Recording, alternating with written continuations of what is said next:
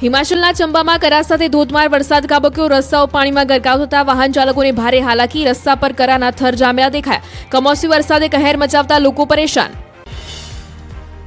કરા સાથે વરસાદ ખાબકતા ખેતરમાં તબાહીના દ્રશ્યો સામે આવ્યા. ઘઉંના પાકમાં વરસાદી પાણી ભરતા ખેડૂતોને રોવાનો વારો આવ્યો. હવામાન વિભાગે હિમાચલમાં હજુ 3 દિવસ કરી છે વરસાદની આગાહી. મધ્યપ્રદેશના સિહોર જિલ્લામાં વરસાદે કહેર વર્તાવ્યો. ભારે પવન સાથે વરસાદ થતા અનેક વૃક્ષ ધરાશાયી, અનેક વાહનો અને મકાનોને થયું ભારે નુકસાન. સદનસીબે ઘટનામાં કોઈ જાનહાનિ નહીં. ઉત્તર પ્રદેશમાં ગંગોત્રી નેશનલ હાઈવે પાર્ક ખોલવાની માંગ ઉઠી. ગંગોત્રી નેશનલ પાર્ક બંધ હોવાથી ટ્રેકિંગ અને પર્વતારોહણ સાથે સંકળાયેલા વ્યવસાયિકોને હાલાકી. ગૌમુખ ટ્રેક પર હિમવર્ષાના કારણે બંધ કરાયો હતો ગૌમુખ ટ્રેક. ગુજરાતવાસીઓ ફરી અંગત ઝાડતી ગરમી માટે તૈયાર રહેજો. રાજ્યનું તાપમાન 2 થી 3 ડિગ્રી ઉંચકાવવાની હવામાન વિભાગે આગાહી વ્યક્ત કરી. 3 દિવસ બાદ ફરી ઉંચકાશે ગરમીનો પારો. હવામાન વિભાગના મતે 27 એપ્રિલ સુધી હવામાન સૂકું રહી શકે. સાથે હીટવેવ કે વરસાદ અથવા હવામાનમાં પલટાની સંભાવનાઓ વ્યક્ત કરાઈ નથી. હવામાન વિભાગે રાજ્યમાં તાપમાન 2 થી 3 ડિગ્રી ઊંચું જવાની સંભાવનાઓ વ્યક્ત કરી. લોકસભા ચૂંટણી પહેલા સુરતમાં ખીલ્યું કમળ. ગુજરાતના ઇતિહાસમાં ભાજપ ઉમેદવાર મુકેશ દલાલ બિનહરીફ. સુરત કલેક્ટરે મુકેશ દલાલને આપ્યું જીતનું સર્ટિફિકેટ. ભાજપના મુકેશ દલાલ ચૂંટણીનો જંગ લડ્યા વગર વિજેતા બન્યા. જીતનું સર્ટિફિકેટ મળતા મુકેશ દલાલે વહેંચી મીઠાઈ. ચૂંટણી પહેલા જ સુરતમાં ભાજપની જીત થતા કાર્યકરોમાં ખુશીનો માહોલ. ગુજરાતના ઇતિહાસમાં ભાજપનો ઉમેદવાર બિનહરીફ પ્યારેલાલ ભારતીએ ફોર્મ પરત ખેંચતા ચિત્ર સ્પષ્ટ થયું. કોંગ્રેસના નિલેશ કુંભાણીનું ફોર્મ રદ થયા બાદ અપક્ષો પણ મેદાનેથી હટ્યા.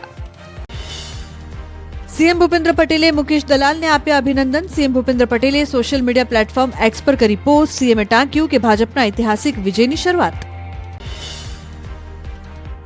સુરતમાં જંગ પહેલા જ જીત થતા સીઆર પાટીલે ટ્વીટ કરી શુભકામના પાઠવી. લખ્યું, મોદી સાહેબને સુરતે પહેલું કમળ અર્પણ કર્યું. મુકેશ દલાલને બિનહરીફ ચૂંટાવવા બદલ અભિનંદન.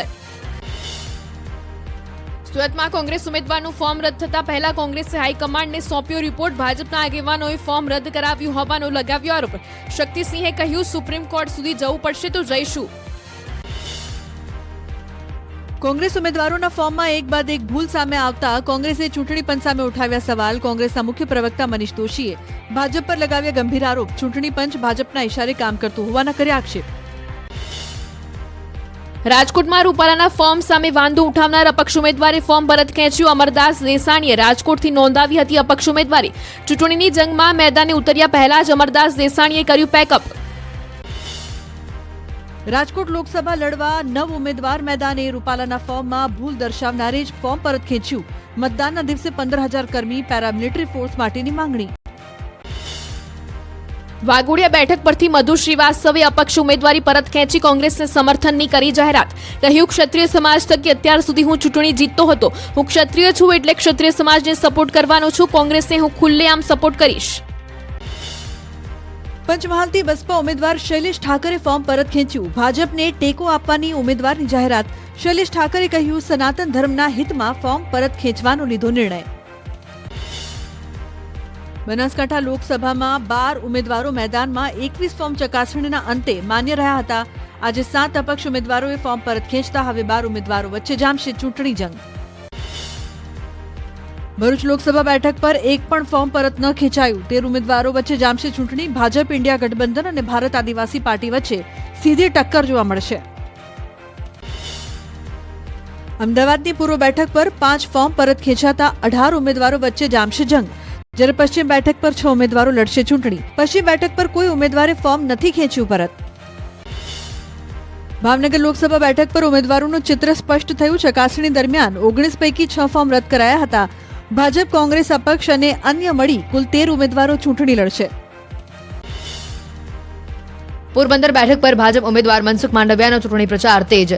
ધોરાજીમાં લેઉવા પટેલ સમાજે મનસુખ માંડવિયાનું કર્યું ભવ્ય સ્વાગત. ઠેસિયા પરિવારે મનસુખ માંડવિયાનો સન્માન સમારંભ યોજ્યો. કાર્યક્રમમાં મનસુખભાઈ માંડવિયાએ સંબોધન કર્યું. લોકોને વધુમાં વધુ મતદાન કરવા માટે અનુરોધ કર્યો. આ પ્રસંગે પોરબંદરના પૂર્વ સાંસદ રમેશ ધડુક અને પૂર્વ કેબિનેટ મંત્રી જયેશ રાદડિયા ઉપસ્થિત રહ્યા. ઉમેદવારી ફોર્મ ભરતાની સાથે જ રાજકોટ લોકસભા બેઠકના કોંગ્રેસ ઉમેદવાર પરેશ ધાનાણી પ્રચારમાં જોડાયા. પરેશ ધાનાણીએ શહેરના જુબલી ગાર્ડનથી સુરઠિયાવાડી સર્કલ સુધી પદયાત્રા યોજી. આ દરમિયાન તેમણે હાથમાં લીંબુ લઈને પ્રચાર કર્યો. ધાનાણી પદયાત્રા દરમિયાન વેપારીઓને મળી રહ્યા હતા ત્યારે એક લીંબુના વેપારી સાથે પણ તેમણે વાતચીત કરી. ધાનાણીએ હાથમાં લીંબુ લઈને શાસક પક્ષ પર કટાક્ષ કર્યો, સાથે જ ઉદ્યોગોની દુર્દશા હોવાનો આક્ષેપ કર્યો. રાજકોટમાં પરસોત્તમ રૂપાલાની રાઘવજી પટેલે લીધી મુલાકાત. દિનેશ ચોવટીના ઘરે ભાજપના અગ્રણીઓ સાથે કરી બેઠક. સંગઠનના હોદ્દેદારો, ધારાસભ્યો અને સાંસદો બેઠકમાં ઉપસ્થિત રહ્યા. ચૂંટણીને લઈને રૂપાલા અને રાઘવજી વચ્ચે થઈ ચર્ચા. જામનગર બેઠકના ભાજપ ઉમેદવાર પૂનમબેન માડમના મધ્યસ્થ ચૂંટણી કાર્યાલયનું ઉદ્ઘાટન કરાયું. આ પ્રસંગે દિવ્યેશ અકબરી, રીવાબા જાડેજા અને રમેશભાઈ મુંગારા સહિતના નેતાઓ હાજર રહ્યા. સાથે જ આપ અને કોંગ્રેસના કાર્યકરોએ કેસરીઓ ધારણ કર્યો. ભરૂચમાં ભાજપના ચૂંટણી કાર્યાલયને મનસુખ વસાવાના હસ્તે ખુલ્લું મુકાયું. મનસુખ વસાવાએ પાછલા તમામ રેકોર્ડ તોડી ભવ્ય જીત મેળવવા કાર્યકરોને કામે લાગી જવા હાંકલ કરી.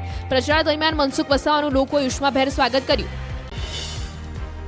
ગૃહ રાજ્યમંત્રી હર્ષ સંઘવી અને સંગઠનના મહામંત્રી રત્નાકરજીએ ભાવનગરની ઓચિંતી મુલાકાત લીધી. ભાવનગરના ક્ષત્રિય સમાજના આગેવાનો સાથે બેઠક યોજી તો ભાવનગરના ભાજપ ઉમેદવાર નીમુબેન બામભણિયા તેમજ સ્થાનિક સંગઠનના આગેવાનો સાથે ચર્ચા કરી. બનાસકાંઠાના ડીસામાં મહિલા સંમેલન યોજાયું. ભાજપના મહિલા મોરચાના હોદ્દેદારો રહ્યા હાજર. રાષ્ટ્રીય મંત્રી અલકાબેન ગુર્જરે કહ્યું, ભાજપ 100% બેઠકો જીતી રહ્યું છે. કચ્છમાં ચૂંટણી પહેલા ભાજપનું ઓપરેશન લોટસ. એસસી સમાજના આગેવાન નરેશ મહેશ્વરી સમર્થકો સાથે ભાજપમાં જોડાયા. દલિત અધિકાર મંચના પૂર્વ પ્રમુખે મુખ્યમંત્રીના હસ્તે કર્યા કેસરિયા. ચોટીલામાં આવેલ નવા સૂરજ દેવળ મંદિરનો યાત્રાધામ વિકાસ બોર્ડમાં સમાવેશ કરાયો. મંદિરમાં સર્વાંગી વિકાસ માટે 2,87,00,000ની ગ્રાન્ટ ફળવાઈ. ભાજપ પ્રદેશ પ્રમુખ CR પાટીલનું મંદિરમાં ભવ્ય સન્માન કરાયું. ગઢડા ગોપીનાથજી ટેમ્પલ બોર્ડની ચૂંટણીનું પરિણામ જાહેર. દેવપક્ષના તમામ ઉમેદવારની જીત. દેવપક્ષના સાધુ સંતો અને હરિભક્તોમાં ભારે ઉત્સાહ. સંતોએ ગોપીનાથજી મહારાજની જયના નારા લગાવ્યા. ચૂંટણી નિયમ મુજબ ન થઈ હોવાનો આચાર્ય પક્ષનો આરોપ. મુખ્યમંત્રી ભૂપેન્દ્ર પટેલે માતાના મઢમાં શીશ ઝુકાવ્યું. CMએ સ્વખર્ચે માતાજીને સાડી, ફુલહાર અને તલવાર ધરાવી. માતાની પૂજા અર્ચના કરીને મુખ્યમંત્રીએ રાજ્યની શાંતિ અને સલામતી માટે પ્રાર્થના કરી. પોતાના કાર્યકાળ દરમિયાન CMએ પ્રથમ વખત માતાના મઢના દર્શન કર્યા. મંદિર ટ્રસ્ટે CMને કચ્છી શાલ ઓઢાડીને સ્વાગત કર્યું અને માતાની છબી ભેટ આપી.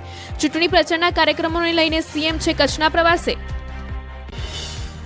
ગાંધીનગરમાં ક્ષત્રિય સમાજની મહિલાઓએ નોંધાવ્યો વિરોધ. રૂપાલાના વિરોધમાં ક્ષત્રાણીઓએ કર્યા એક દિવસના પ્રતિક ધરણા. ક્ષત્રિય મહિલાઓએ બેનર હાથમાં લઈને રૂપાલા હટાવોના નારા લગાવ્યા.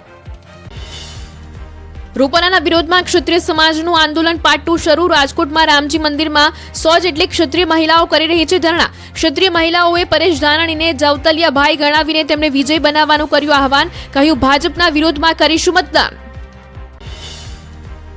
રાજકોટના આજી ચોકમાં ક્ષત્રિય સમાજના કાર્યાલયની શરૂઆત. PT જાડેજાએ કહ્યું, રાજકોટમાં 24 તારીખે નીકળશે ધર્મરથ. આ લડાઈ સ્વાભિમાનની છે. શહેરના તમામ 18 વોર્ડમાં ખોલીશું ક્ષત્રિય સમાજના કાર્યાલય. અમદાવાદ પોલીસ કમિશનરના 16 એપ્રિલના જાહેરનામાને હાઈકોર્ટમાં પડકાર. ક્ષત્રિય સમાજના આગેવાન અર્જુનસિંહે હાઈકોર્ટમાં કરી જાહેર હિતની અરજી.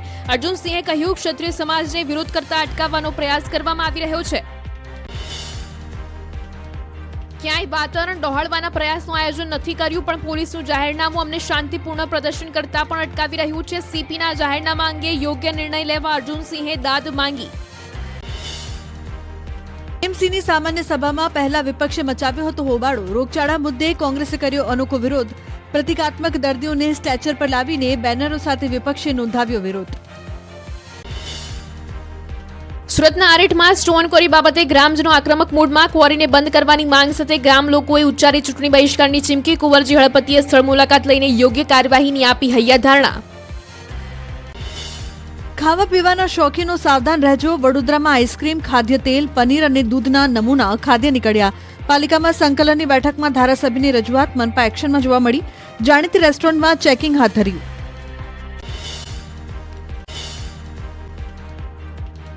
પોરબંદર લોકસભા અને વિધાનસભાના ઉમેદવાર બંને સાયકલ રેલીમાં ભાગ લીધો. વિશ્વ પૃથ્વી દિવસ નિમિત્તે યોજાયેલી સાયકલ રેલીમાં મનસુખ માંડવિયા અને અર્જુન મોઢવાડિયાએ સાયકલ ચલાવી. આ પ્રસંગે મનસુખ માંડવિયાએ કહ્યું કે ચૂંટણી કરતા આપણી પૃથ્વી વધુ મહત્વની છે. તેથી જ આજે તેઓ સાયકલ રેલીમાં જોડાયા છે. રેલીમાં માંડવિયાએ બાળકો સાથે ફોટા પડાવી અને સોશિયલ મીડિયા પર શેર કર્યા. મતદાન જાગૃતિ માટે અંબાજીમાં અનોખું અભિયાન હું મતદાન અવશ્ય કરીશના બોર્ડ પર ભક્તોએ સહી કરીને મત આપવાના શપથ લીધા. સહી ઝુંબેશ કાર્યક્રમમાં યાત્રિકો સહિત સ્થાનિક લોકો જોડાયા.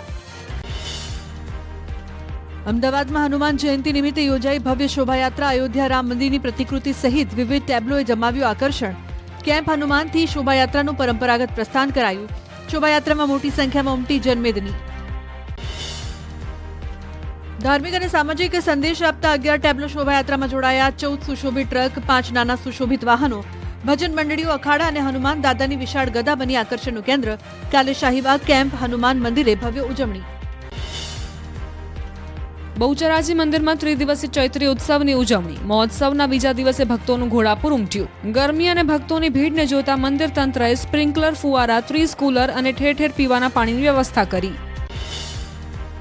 ચોટીલામાં ચૈત્રી પૂનમને લઈને ભક્તોનું ઘોડાપુર. કાળઝાળ ગરમીમાં પગયાત્રીઓ માટે ઠેર ઠેર લાગ્યા સેવા કેમ્પ.